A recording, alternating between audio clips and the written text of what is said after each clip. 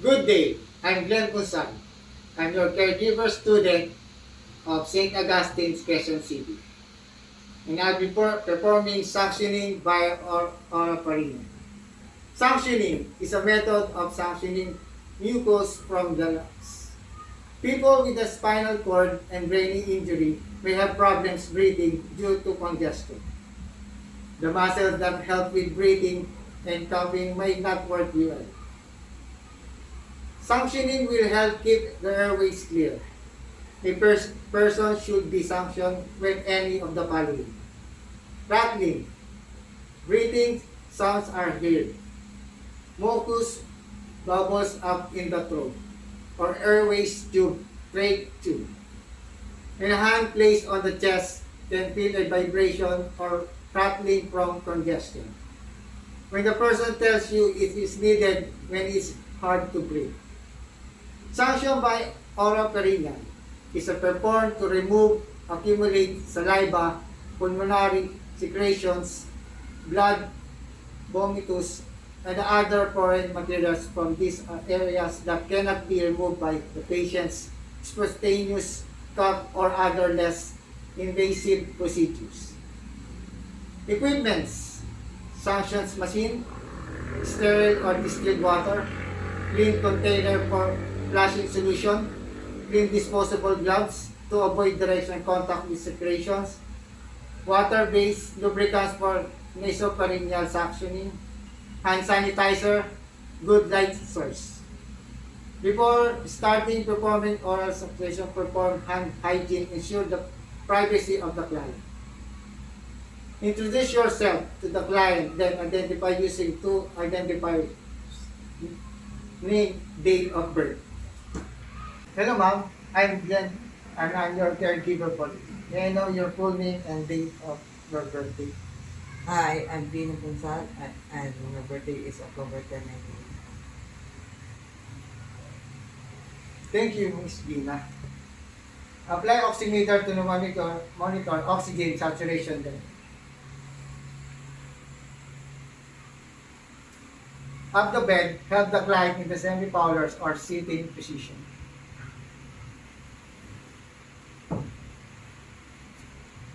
Assess for the sign so that the client needs suctioning such as restlessness, gargling, drowning, and effective coughing, gastric secretion, and bulbiness in the mouth.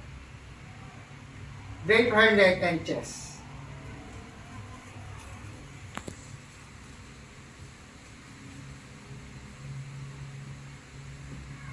Put on the glove, use mask, gown, face shield, is splashing secretions slightly.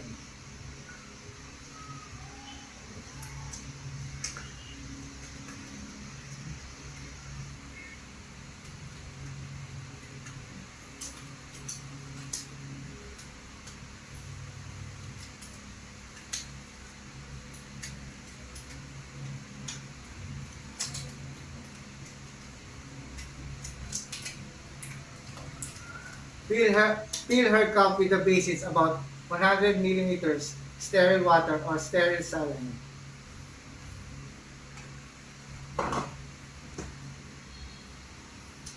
Connect one end of the tubing to the suction machine and turn on the suction.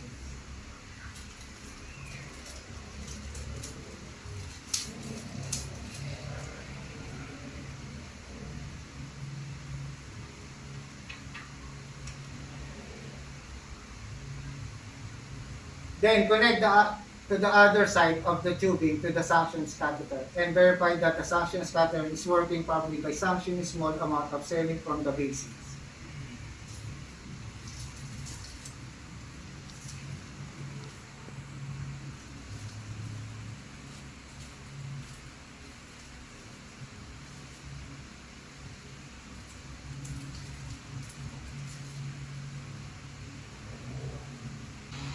If the patients have oxygen mask, remove but it keeps near the face. If she have nasal cannula, leave it in their place. Now insert the catheter into the patient mouth, moving along the outlet toward the pharynx.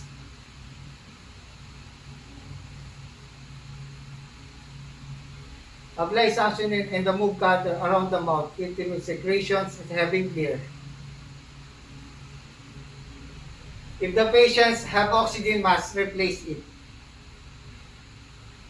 Now, suction water or normal syringe through the catheter and until the connecting tubing is cleared with separation.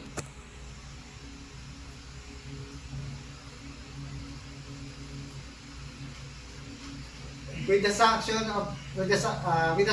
turn off and wash the patient's face if needed.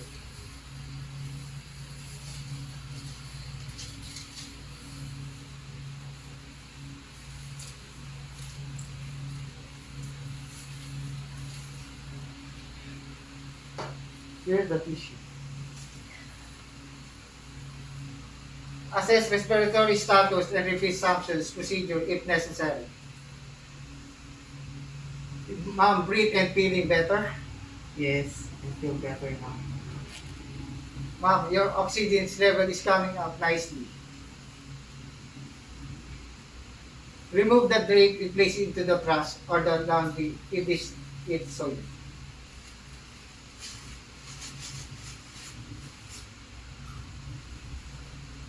If she had decreased level of conscious, help the patient into the sound position to encourage drainage. Store the catheter in a clean, dry place like example in the bag attached to the bed tray.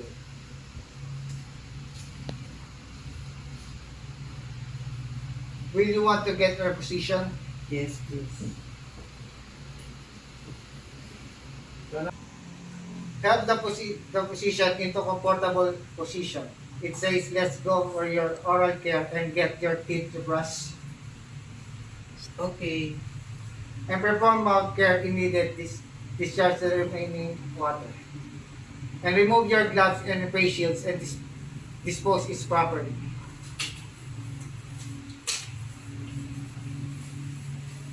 Perform hand hygiene. Document the procedures including how well patients tolerate the suctioning. Note the amount, consistency, color, and odor of secretions. And I'm Glenn Consal, and this is suctioning by oral pharyngeal. Thank you. Perform nasotracheal suctioning. Before performing suctioning, make sure that the patient has no contraindication to the procedure such as bleeding disorder, laryngeal spasm. Perform hand hygiene, ensure privacy. Introduce yourself to the client. Good day. I'm Glenn Consal. I'm your caregiver today. Can you identify your name and your birthday? No, I'm Dina. Birthday is on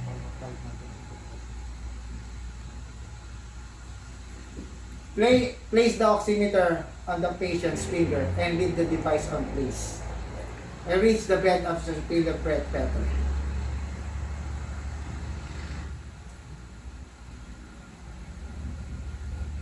Help the patient to semi-Fowler's position or help her sit up.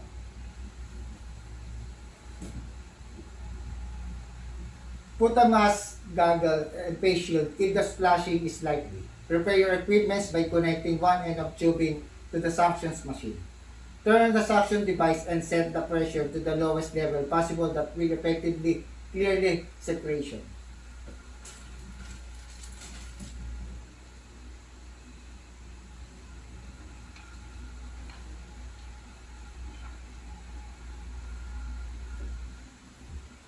After checking the pressure by blocking the end of the tubing, place the open-ended tube near the patient with an easy reach of working area.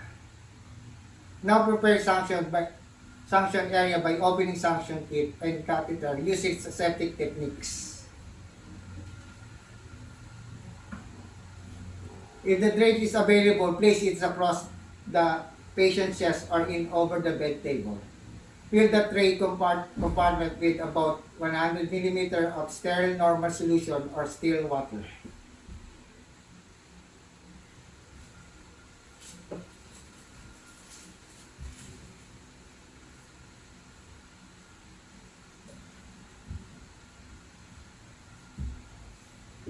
Open the water soluble lubricant and squeeze on the open stir catheter package. Be careful not to touch the package depending with your agency policy. Now apply either the pairs of gloves with your sterile gloves in dominant hand and clean gloves in non-dominant hand.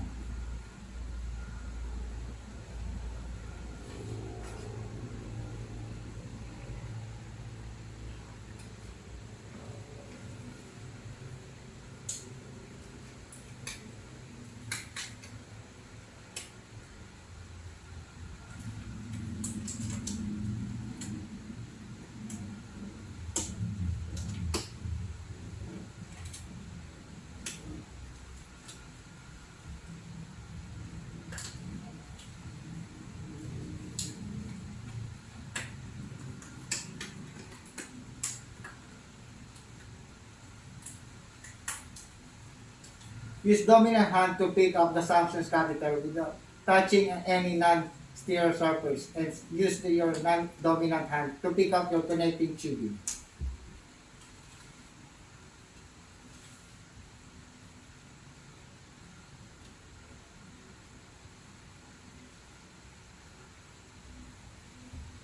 Attach the catheter to the tubing. Make sure that the equipment works properly.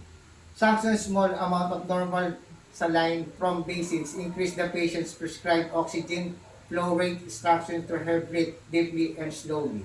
Slightly coat 6 to 8 cm or 2.4 inches to 3.2 inches of the distal end of the catheter with water-soluble lubricant.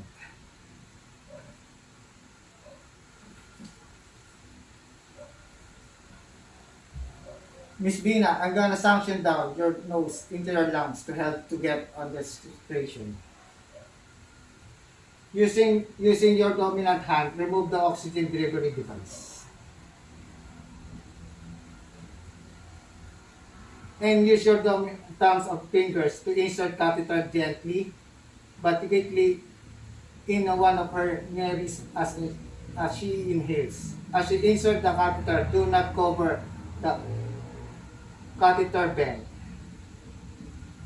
Follow the natural course of nares. Orient the catheter downward slightly. Don't force it. If you feel resistant, you probably hit the corona.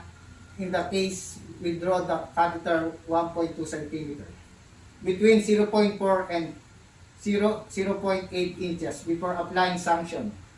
When you're performing nasopharyngeal sanctioning, a good general rule is to insert the catheter to roughly the same depth as the distance to the mouth or tip of the nose to angle of the mandible. In adults, is about 16 cm to 6.4 inches. In older children, is about 8 to 12 cm to 3.5 inches. In infant or young children, is about 4 to 7.5 cm or 1.6 to 3 inches. Nasotracheal suctioning, insert the catheter about 20 cm or 8 inches in adult. 16 to 20 cm or 6.8 inches in older children. 8 to 4 cm or 3 to 5.5 inches in infant young children. In some instances, turning the patient's head helps to sanction more effectively. Turning to the right will help you to reach the left mainstream broncho, and turning to the left is help to reach the right mainstem bronchus. Apply terminal account continuous suctioning by placing our non-dominant thumbs over the best suction catheter is 15 seconds or less. At the same time, slowly withdraw the catheter as you roll it back and forth with dominant thumb and 4 fingers. Go and cut for me. Encourage the patient to replace the oxygen device. Instruct her inhale deeply.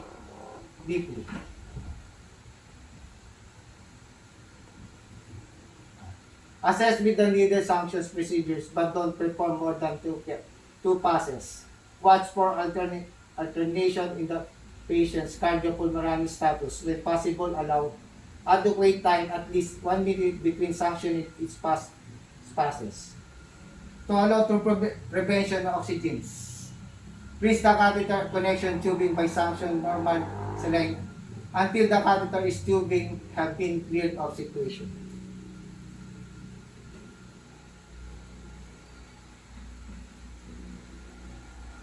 When you finish suctioning, detach the catheter from connecting tubing. Loop the catheter around the finger on your dominant hand.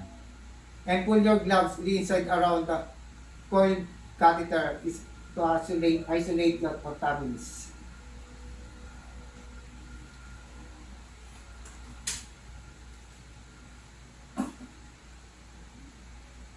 Remove your other gloves or turn off the suction device. Dispose your supply appropriate receptacle.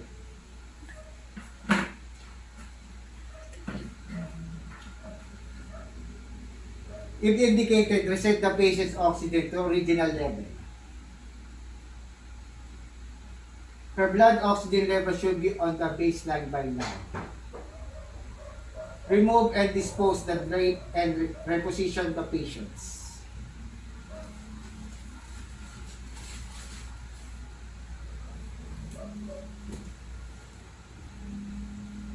Hi, Miss Bina. Are you doing okay? Yes, I'm fine. Place an open suction kit nearby you for future use.